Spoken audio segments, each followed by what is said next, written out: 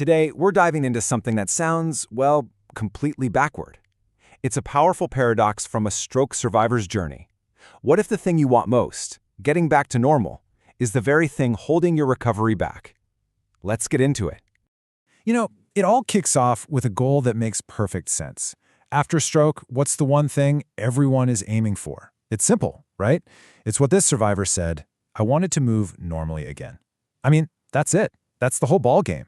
It becomes your North Star, your everything.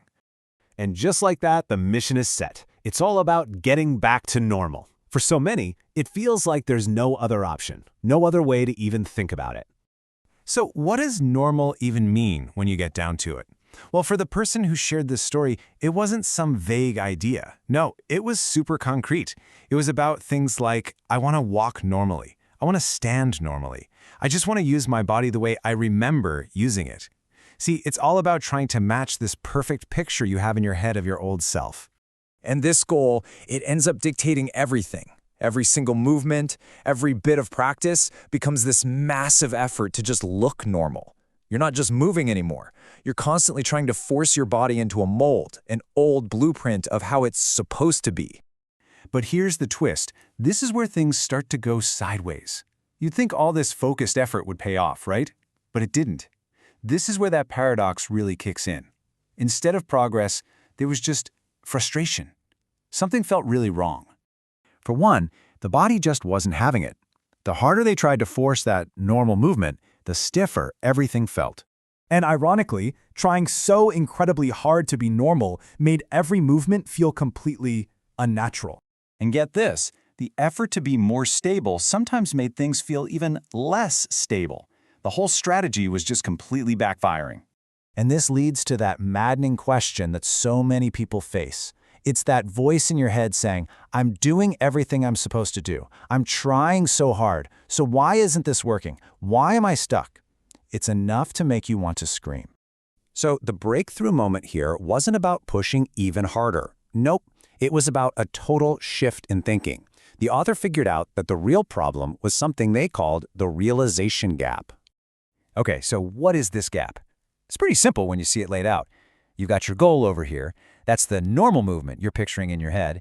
And then you have your reality over here, what your body can actually do right now in this moment. The problem isn't the effort. The problem is the huge space between those two things. And that's the absolute core of it. Trying to make your body perform at the goal level when it's still at the reality level, well, it's like trying to jump across a giant canyon.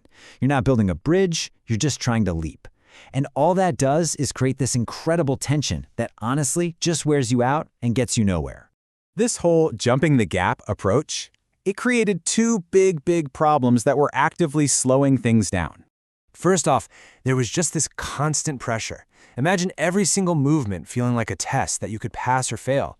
That's going to make you tense up, right? Physically and mentally. And second, when you're staring so hard at that finish line, you completely miss all the little wins along the way. And those little steps, that's what recovery is actually made of.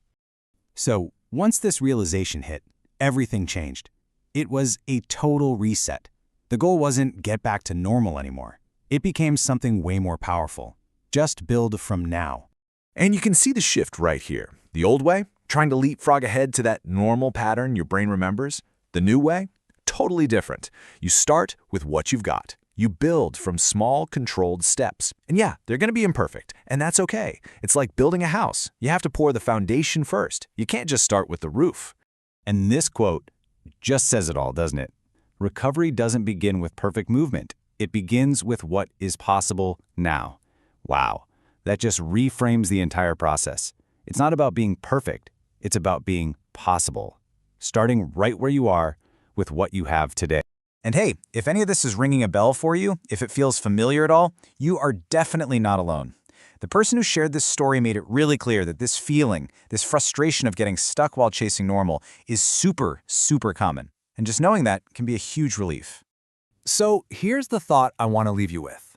What if we've been looking at this all wrong?